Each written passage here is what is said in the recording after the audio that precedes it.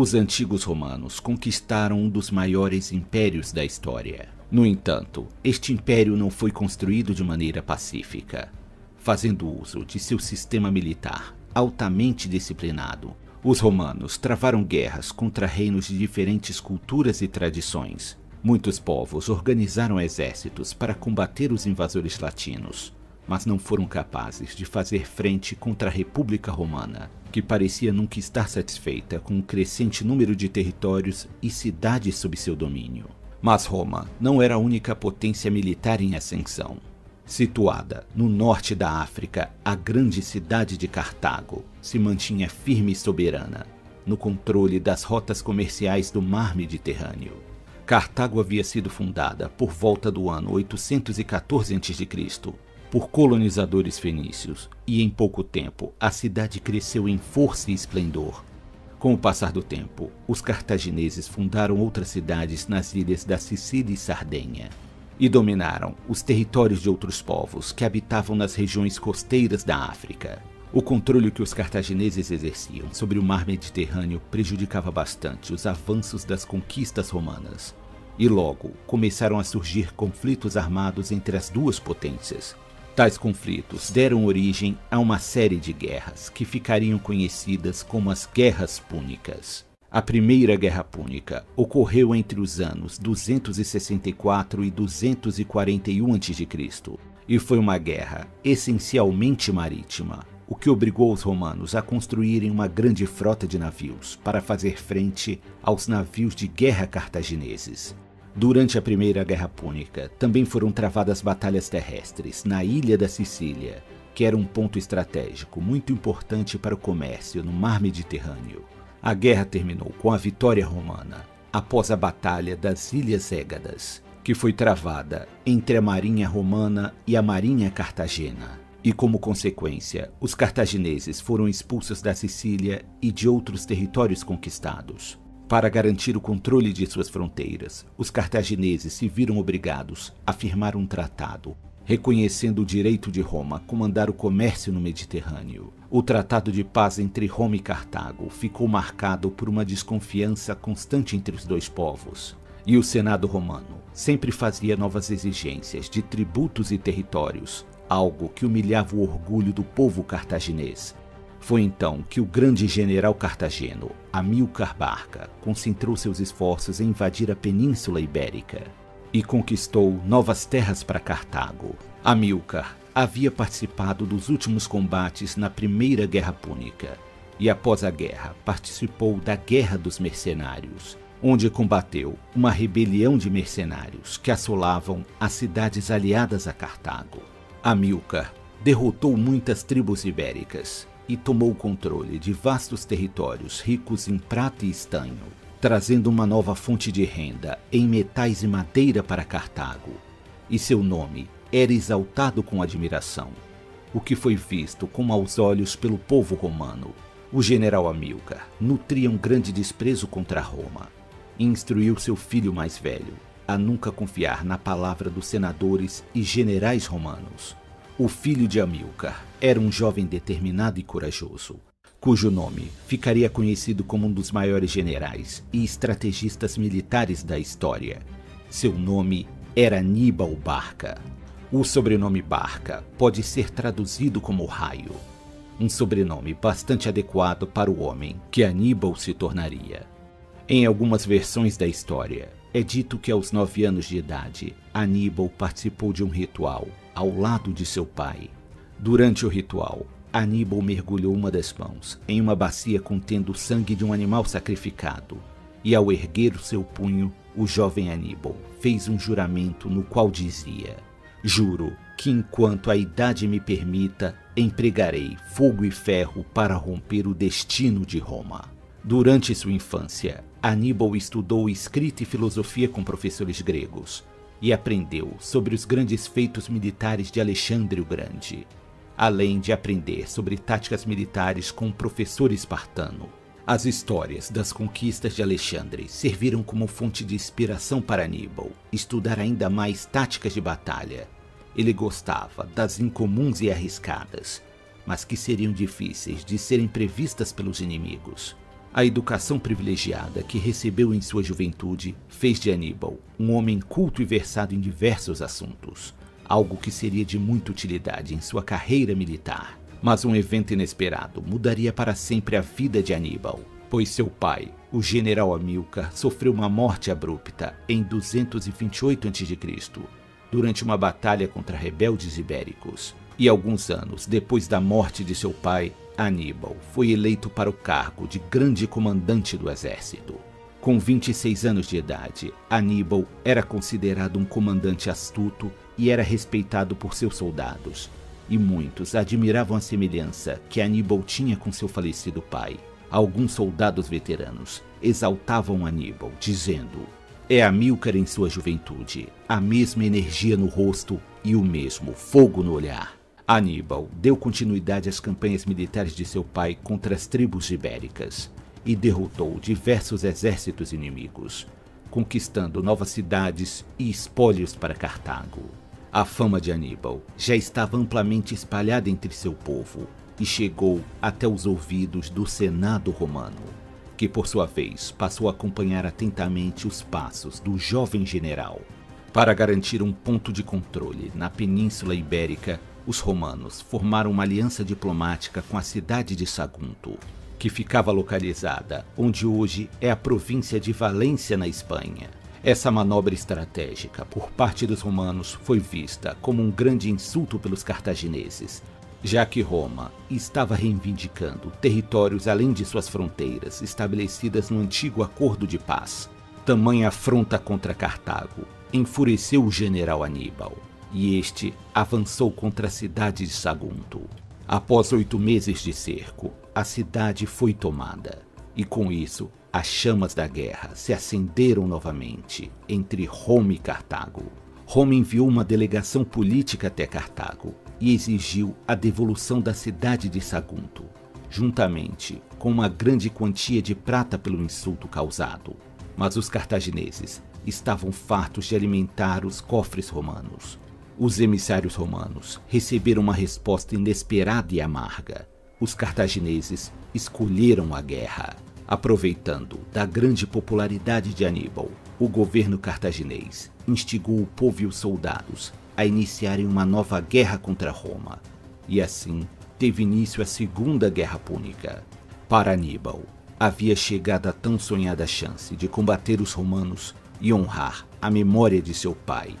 Mas ele sabia que Roma não era um adversário fraco, e o menor descuido poderia colocar tudo a perder. Aníbal sabia que o caminho mais curto para chegar até Roma seria atravessando o mar Mediterrâneo e desembarcar suas tropas na Itália. Mas levariam muitos meses para construir novas embarcações, e a marinha romana era forte demais para ser desafiada naquele momento. Para piorar a situação, os romanos já estavam organizando suas legiões para avançar contra Cartago. Uma invasão que seria feita por terra através da Espanha e outra pelo mar, a partir da ilha da Sicília. Foi então que Aníbal tomou uma das decisões mais ousadas da história: marchar contra Roma atravessando a Espanha e o sul da Gália.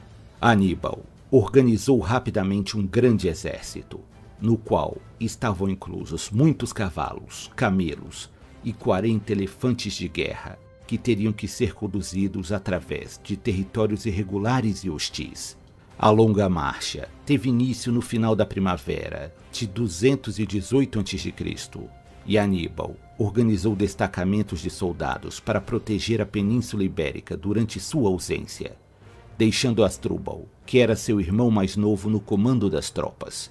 Mesmo estando à frente de um exército de mais de 90 mil guerreiros, Aníbal sabia que não seria o bastante para derrotar as legiões e chegar até Roma. E por isso, ele enviou mensageiros com o propósito de recrutar mercenários ibéricos e gauleses. Apesar do ódio mútuo contra Roma, muitas tribos se recusaram a enviar soldados para apoiar a causa de Aníbal, pois se o general cartageno falhasse em seu ataque, a represália romana seria rápida e mortífera. Ainda assim, estima-se que cerca de 40 mil gauleses se uniram ao exército de Aníbal em sua passagem pela Gália. E os boatos sobre o ataque a Roma se espalhavam rapidamente. Quando os romanos souberam do avanço de um exército tão numeroso, organizaram às pressas uma linha de defesa e marcharam através da costa do Mediterrâneo, na esperança de interditar o exército de Aníbal. Para evitar um conflito prematuro, que poderia reduzir muito o número de seus soldados, Aníbal desviou seu caminho e subiu o vale do rio Ródano, onde conseguiu novos apoiadores gauleses. Agora, Aníbal estava em um caminho sem volta, já que os romanos que o perseguiam estavam em seu encalço caso ele tentasse recuar, e não restava alternativa a não ser avançar por uma nova rota. A determinação de Aníbal se mantinha inabalável, mas ele tinha pela frente aqueles que seriam os maiores obstáculos em sua campanha militar: os Alpes, uma vasta cadeia de montanhas tão altas que passavam boa parte do ano cobertas de neve. Mesmo em frente a tamanho desafio, Aníbal não retrocedeu e deu início àquela que seria uma das jornadas mais famosas e perigosas da história.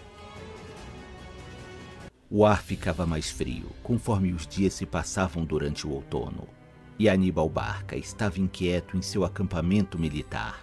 Ele sabia que deveria agir rapidamente e organizar sua arriscada marcha através dos Alpes, pois se demorasse muito, o inverno chegaria e as passagens seriam bloqueadas pela neve. O general também sabia que os romanos não ficariam parados durante o inverno e certamente reuniriam mais um exército para combatê-lo, e portanto o tempo seria um fator decisivo nesta guerra. Para aumentar as chances de sobrevivência de seu exército, Aníbal contratou alguns gauleses que habitavam aquela região montanhosa e conheciam as passagens traiçoeiras pelas quais deveriam percorrer. Os gauleses advertiram Aníbal que já era tarde demais para realizar a travessia, pois o inverno os atingiria enquanto ainda estivessem em marcha pelos Alpes. Mas o líder cartaginês estava disposto a assumir os riscos desta empreitada. E assim, no ano 218 a.C., teve início a longa e tortuosa marcha de Aníbal através dos Alpes. Não se sabe ao certo qual foi a rota utilizada pelo exército cartaginês, já que os Alpes são repletos de passagens e não há registros históricos precisos sobre qual delas foi escolhida pelos guias gauleses. As condições climáticas e o terreno montanhoso também tornam difícil o trabalho dos arqueólogos em busca de evidências concretas. Uma das teorias mais aceitas é de que o exército cartaginês atravessou uma região conhecida como Passo do Pequeno São Bernardo, que fica a 2.188 metros de altitude e que nos dias atuais está localizada na fronteira entre a França e a Itália. O fato é que o grande exército composto por guerreiros cartagineses, númidas, líbios, ibéricos e gauleses foi capaz de cruzar aquele território inóspito. Além dos soldados, ainda havia centenas de animais de combate e de carga, que eram usados para carregar as provisões do exército como comida e materiais para os acampamentos. Mas havia outro perigo, que espreitava em meio às montanhas. Apesar do terreno pouco propício ao sustento à vida nos Alpes, ainda havia tribos gaulesas hostis, que habitavam algumas regiões mais baixas e planas das montanhas. O exército de Aníbal foi emboscado por uma dessas tribos ainda durante a marcha pelos Alpes e sofreu grandes perdas, principalmente de animais de carga, já que os bárbaros montanheses estavam em busca de roubar as armas e armaduras que eram transportadas. Aníbal conseguiu organizar uma linha de defesa e foi capaz de repelir os inimigos, mas tal ocorrido abalou a moral do exército cartaginês. Já fazia 5 meses desde que Aníbal partira da Península Ibérica rumo à cidade de Roma, e agora muitos de seus soldados morriam nos Alpes, devido ao cansaço, frio, fome e doenças. Já era final de outubro, e a neve caía implacavelmente contra seu exército, e a situação não era nada favorável para Aníbal. Para motivar seus soldados, Aníbal fez uso de seu talento na arte da oratória, e os convenceu de que já estavam próximos da planície Padana, uma região que fica ao norte da Itália e por onde passa o rio Pó. Impelidos pela necessidade de continuar em movimento e na esperança de logo estarem em terreno plano, os soldados continuaram a marcha, mas as dificuldades ainda estavam longe de terminar. Muitas das passagens pelas quais o exército cartaginês contava para atravessar os Alpes estavam bloqueadas por grandes rochas ou deslizamentos de neve. Diante de tamanho desafio, Aníbal teria dito uma de suas mais célebres frases: "Nós vamos encontrar um caminho, ou fazer um." Demonstrando sua astúcia, Aníbal ordenou que os soldados fizessem grandes fogueiras embaixo das rochas e que despejassem muitos litros de vinagre ou vinho no topo delas. Este artifício enfraquecia as rochas, permitindo que o soldado as quebrassem com mais facilidade, utilizando ferramentas comuns. Ainda durante a longa marcha, Aníbal e seu exército atravessaram um ponto extremamente difícil no sul dos Alpes. Uma boa parte do caminho era formado por penhascos íngremes e trilhas estreitas, onde muitos homens e animais perderam o equilíbrio e caíram rumo a uma morte certa, em meio a rochas afiadas e a neve congelante. Após 16 dias que pareciam intermináveis para o exército cartaginês, eles finalmente haviam chegado ao norte da Península Itálica. No entanto, Aníbal e seus soldados haviam pago um preço alto por sua travessia pelos Alpes, perdendo quase metade de suas tropas devido às duras condições climáticas. Estima-se que ocorreram cerca de 33.000 baixas durante a marcha. Entre mortos estavam soldados, cavalos, elefantes e mulas de carga. Aníbal finalmente organizou um acampamento na planície Padana, onde permitiu que seus soldados tivessem um merecido descanso. Mas sabia que logo os inimigos ficariam sabendo de sua localização e enviou emissários para recrutar novos aliados entre as tribos gaulesas que habitavam aquela região. Por estarem mais próximas de Roma, as tribos gaulesas da planície Padana eram obrigadas a viver sob o domínio romano, pagando tributos e obedecendo às demandas de seus vizinhos mais poderosos. Isso gerava um grande descontentamento nos gauleses, e logo muitos deles começaram a se unir a Aníbal. Quando os romanos souberam da atual posição do exército cartaginês tão próximo de Roma, foram tomados pela surpresa e o pânico. As legiões romanas tinham perdido o rastro de Aníbal desde que ele havia mudado sua rota em direção ao rio Ródano, e presumiam que ele ainda estava na Gália, ou que havia retornado para a Península Ibérica. Cruzar os Alpes em pleno inverno era algo que era considerado inimaginável, até mesmo visto como loucura pela maioria dos comandantes militares, mas não para Aníbal Barca, que agora plantava firmemente os seus pés em solo italiano. O Senado romano convocou às pressas as legiões que estavam na Península Ibérica e na ilha da Sicília, duas rotas pelas quais eles esperavam um ataque cartaginês. A legião romana, que estava na Península Ibérica sob o comando do general Públio Cornélio Cipião, foi a primeira a chegar na Itália, já que haviam feito uso de muitos navios para transportar os legionários o mais rápido possível. O primeiro conflito entre os cartagineses e romanos ocorreu durante a Batalha de Ticino, que foi um combate travado essencialmente entre as cavalarias dos dois exércitos, e terminou com uma grande vitória cartagena. Durante essa batalha, o general Cornélio Cipião foi ferido gravemente e sobreviveu graças a seu filho, que o socorreu no campo de batalha. O filho de Cornélio Cipião carregava o mesmo nome do pai, mas em um futuro próximo ficaria conhecido como Cipião Africano, um dos maiores generais da história de Roma. A vitória de Aníbal trouxe ainda mais apoiadores gauleses para seu exército, que agora já havia recuperado os números necessários para o cerco contra Roma. Em dezembro de 218 a.C., foi travada a Batalha de Trébia, que ocorreu entre os exércitos de Aníbal e as legiões romanas que vieram da Sicília. A batalha ocorreu próxima ao rio Trébia, onde hoje fica a província itálica da Emília.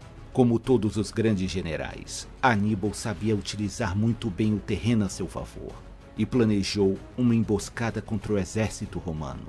Aníbal tinha à sua disposição um grande número de cavaleiros númidas, um povo que habitava o norte da África e era especializado em realizar ataques rápidos de cavalaria leve. Aníbal ordenou que a cavalaria númida atacasse o acampamento romano antes mesmo do amanhecer. E assim que as legiões revidassem o ataque, os númidas deveriam recuar e atrair os inimigos para perto do rio Trébia, onde haveriam tropas cartaginesas escondidas entre árvores e arbustos. Pegos de surpresa e sem tempo para fazer o primeiro de jejum do dia, os sonolentos e famintos romanos reagiram ao ataque númida e morderam a isca jogada por Aníbal. Eles foram emboscados em um terreno lamacento e com pouco espaço para formarem as típicas formações romanas. Algumas tropas romanas tentaram cruzar o rio para chegar até o acampamento de Aníbal, que estava na outra margem, mas as águas dificultavam a movimentação e eles acabaram se tornando alvos fáceis para os fundeiros e lanceiros cartagineses. Como resultado, o exército romano foi forçado a recuar perante a estratégia superior de Aníbal, e os sobreviventes fugiram desorientados, espalhando a notícia de que agora enfrentavam um inimigo em comum e extremamente perigoso. As notícias da vitória cartaginesa não demoraram para chegar até a cidade de Roma, onde o medo se alastrou rapidamente na população. Mas a Batalha de Trébia também cobraria um alto preço das tropas de Aníbal, pois após a batalha, o exército cartaginês teve de marchar por um tipo de pântano pestilento, o que deixou muitos soldados doentes e até mesmo Aníbal foi vítima de uma terrível infecção em seu olho direito. Relatos contam que Aníbal estava sofrendo de febre e dores e que seu olho já estava praticamente cego. Então, Aníbal retirou ele mesmo o tecido danificado e o queimou em uma fogueira, um gesto que foi visto com muita admiração por seus seguidores. Diversos conflitos foram travados entre as forças cartaginesas e romanas, com Aníbal vencendo as batalhas sem sofrer grandes perdas em seu exército, como aconteceu durante a Batalha do Lago Trasimeno, travada na primavera de 217 a.C. Aníbal avançava lentamente com seu exército em território italiano, mas a resistência romana estava se provando digna de admiração, e a guerra entre Roma e Cartago estava longe de chegar ao seu fim. A invasão de Aníbal Barca já havia custado muitas vidas romanas, mas a República Romana não aceitava a rendição e continuava a recrutar novos soldados para defender sua pátria. Aníbal foi forçado a seguir uma rota que atravessava o leste da Itália, para assim evitar terrenos mais acidentados e se manter longe do alcance das legiões romanas. Após meses de impasse, foi travada a fatídica Batalha de Canas, em 2 de agosto de 216 a.C., uma batalha que foi tão brutal e desastrosa que por vezes é chamada de a Batalha da Aniquilação. Com o objetivo de defender sua cidade e derrotar de uma vez por todas os invasores cartagineses, Roma reuniu o maior exército romano jamais visto até então, com mais de 86 mil homens contra os 56 mil de Aníbal. Mesmo estando em desvantagem numérica, Aníbal traçou um plano arriscado, onde suas tropas deveriam cercar as legiões romanas e atacar os flancos do exército inimigo. A batalha começou com a iniciativa de Aníbal, que, fazendo uso de sua cavalaria pesada, derrotou sem dificuldades a cavalaria romana, deixando os flancos e a retaguarda das legiões desprotegidas. Os romanos continuaram avançando se sentindo seguros devido à sua superioridade numérica e confiando em suas táticas tradicionais, sem perceber que lentamente as tropas cartaginesas estavam formando uma meia-lua ao seu redor. Os romanos foram pegos em uma clássica formação de pinça, sendo castigados por todos os lados e sem chance de recuar, já que a cavalaria de Aníbal estava atacando sua retaguarda. O maior exército já formado por Roma se encontrava em uma situação desesperadora. O resultado foi um dos maiores massacres da história. Cerca de 50 mil romanos foram mortos, com outros 20 mil sendo capturados como prisioneiros. O exército cartaginês, por sua vez, perdeu aproximadamente 6 mil guerreiros, que foi um preço baixo a se pagar por tamanha vitória contra Roma. A Batalha de Canas é considerada a maior derrota de toda a história do Império Romano, e até hoje é estudada por militares de todo o mundo. Após essa batalha, Nada poderia impedir o avanço de Aníbal contra Roma, e o Senado romano havia ordenado o fechamento dos portões da cidade. Aníbal, no entanto, não soube aproveitar esta oportunidade e decidiu avançar com cautela pelo território romano, talvez temendo que os romanos tivessem outro exército escondido, pronto para uma emboscada. Também havia outros empecilhos que dificultavam o ataque contra Roma, como a falta de armas de cerco, que levariam meses para serem construídas, o grande número de soldados feridos, a falta de dinheiro para pagar as tropas mercenárias e a quantia necessária de alimento para sustentar um cerco contra uma cidade tão grande. Diante da indecisão de Aníbal, um de seus comandantes mais importantes, chamado Marbal, criticou o general cartageno, dizendo a seguinte frase: seguramente, nenhum homem é abençoado com todos os dons de Baal. Você, Aníbal, sabe como ganhar uma vitória, mas não sabe como usá-la. Os romanos não perderam tempo e logo realizaram uma convocação em massa, criando rapidamente novos exércitos. E sempre que possível, realizavam ataques contra o acampamento de Aníbal, mas agora sempre evitando entrar em confronto direto contra o poderoso exército cartaginês. Para piorar a situação, Aníbal começou a perder o apoio do governo de Cartago, pois já havia muitos anos que Aníbal havia partido para a guerra. Constantemente, Aníbal enviava emissários para Cartago, pedindo novos reforços e suprimentos. Mas a luta contra Roma estava esgotando os cofres da cidade, e nem sempre a resposta era positiva. Novas batalhas foram travadas, e Aníbal tomou algumas cidades menores, como Capua e Tarento. Mas a cada dia que passava, a sua campanha militar se tornava insustentável, contra a incrível capacidade romana de se reorganizar após cada derrota. Após quase 15 anos lutando contra Roma, Aníbal foi convocado de volta para Cartago e se retirou da Itália no ano 203 a.C. Existem diversas especulações sobre quais teriam sido as verdadeiras razões que levaram o governo cartaginês a ordenar o retorno de Aníbal. Alguns sugerem que o Senado cartaginês temia que, se Aníbal tomasse a cidade de Roma, ele se voltaria contra Cartago e daria início à construção de um novo império em seu nome. Mas a razão mais provável é de que Cartago precisava de Aníbal e sua experiência em combate para defender a cidade, já que o general romano Cipião Africano havia desembarcado na África e estava atacando e saqueando as cidades próximas a Cartago. Aníbal já conhecia a fama de Cipião Africano, que, de acordo com algumas fontes, também estava presente na terrível Batalha de Canas, sendo um dos poucos sobreviventes daquele conflito. Com o tempo, Cipião Africano foi ganhando experiência e se mostrava um perigoso adversário, pois também gostava de usar táticas inesperadas no campo de batalha e não se permitia ser manipulado pelo inimigo.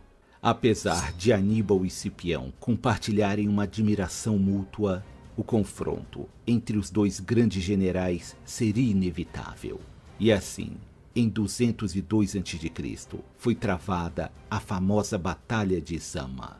Um dia antes da batalha, Aníbal e Cipião realizaram um encontro formal, onde discutiram sobre possíveis termos de paz, mas não chegaram a um acordo que agradasse as duas partes. A batalha teve início, com Aníbal realizando um ataque com seus elefantes de guerra. A carga de elefantes trovejou através das planícies entre os dois exércitos, uma visão que certamente amedrontaria qualquer ser vivo. Mas Cipião estava preparado e ordenou que seu exército tocasse centenas de trombetas de guerra. O barulho ensurdecedor fez com que os elefantes entrassem em pânico e parassem seu avanço.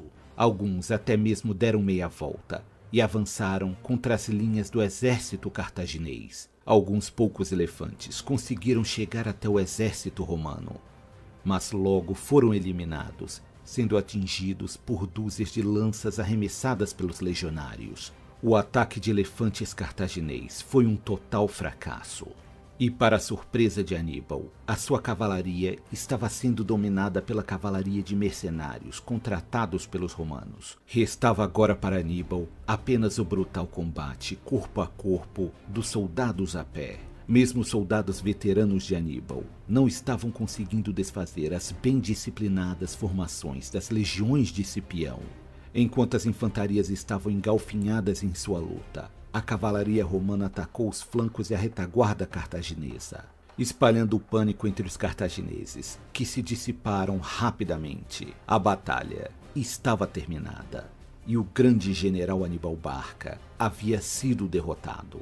Aníbal retornou a Cartago, onde declarou que Cartago estava indefesa e que deveria aceitar quaisquer condições impostas pelos romanos, na esperança de preservar sua autonomia e proteger seus cidadãos. Cipião fez inúmeras exigências aos cartagineses, entre elas que Cartago não poderia mais guerrear contra nenhum povo sem a permissão de Roma. Também não poderiam treinar novos elefantes de guerra ou construir uma nova frota de navios. Apesar de tais termos claramente enfraquecerem Cartago, eles foram aceitos sem muita resistência pelo Senado cartaginês. E assim, após mais de 20 anos de conflito, foi encerrada a Segunda Guerra Púnica. Aníbal tinha cerca de 46 anos de idade quando a guerra terminou. E nos anos seguintes, ele ingressou na carreira política, onde exerceu o cargo de chefe magistrado. 7 anos se passaram e começaram a surgir rumores de que Aníbal estava entrando em contato com Antíloco III Magno, rei do Império Seleucida, que dominava quase todo o Oriente Médio e era inimigo de Roma. Os romanos exigiram que Cartago entregasse Aníbal por sua ofensa, mas Aníbal fugiu para o exílio, viajando por cidades como Tiro, Antioquia, Éfeso e Creta. Mesmo se mantendo sempre em movimento, Aníbal não conseguia se desvencilhar dos romanos, que sempre subornavam ou ameaçavam qualquer reino que ousasse acolher o odiado inimigo. Aníbal passou seus últimos anos de vida em uma cidade chamada Libissa, que ficava no noroeste da Ásia Menor, onde hoje fica a Turquia. Aníbal faleceu entre os anos 183 a 181 a.C., com cerca de 63 anos de idade, e acredita-se que ele tenha cometido suicídio por envenenamento, pois os romanos novamente o teriam encontrado e ele já estava cansado de fugir. Antes de partir, Aníbal teria deixado uma carta na qual dizia: "Vamos aliviar os romanos da ansiedade que há tanto tempo experimentam, pois eles acham que é muito difícil esperar pela morte de um velho." O impacto que Aníbal causou na cultura romana ainda iria se estender por muitos séculos, e a figura causou tamanho terror que deu origem à frase "Aníbal está nos portões", frase esta que até hoje é usada para expressar a antecipação de uma calamidade. Os próprios romanos nutriam uma admiração relutante por Aníbal, chegando a construir algumas estátuas do grande general cartaginês. A Segunda Guerra Púnica também mostrou aos romanos que eles deveriam melhorar suas táticas de guerra e que fazer uso de estratégias militares inovadoras poderia acelerar o processo de conquista de novos territórios. A história de Aníbal Barca já foi recontada em diversos livros, filmes e documentários, e sua vida foi repleta de momentos gloriosos que até hoje são lembrados com admiração. A personalidade e a força de vontade de Aníbal servem de fonte de inspiração para muitas pessoas que veem nele um exemplo de liderança e rebeldia contra uma força opressora. E é seguro dizer que se Aníbal tivesse conquistado Roma, ele teria mudado para sempre os rumos da história.